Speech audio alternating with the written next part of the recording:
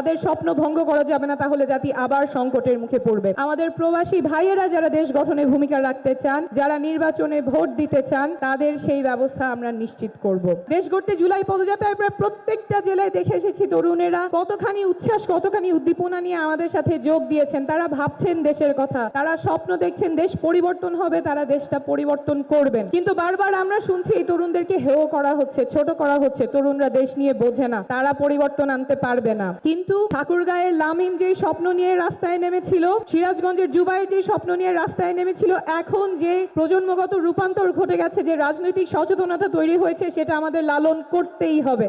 আমাদের তরুণ প্রজন্মকে আর আশাহত করা যাবে না, তাদের স্বপ্ন ভঙ্গ করা যাবে না, তাহলে জাতি আবার সংকটের মুখে পড়বে।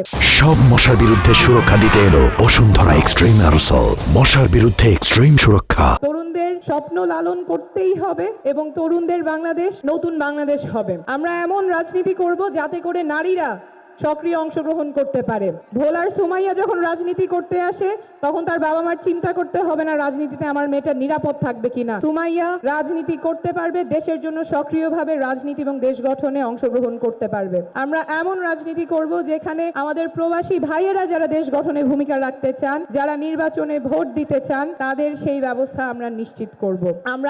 আমরা এমন রাজনীতি করব যেখানে সকল নাগরিকের অধিকার সংরক্ষিত থাকবে, সমুন্নত থাকবে। কোনো দলের, কোনো পক্ষের, কোনো গোষ্ঠীর, কোনো পরিবারের কাছে দেশের স্বার্থ আটকে থাকবে না।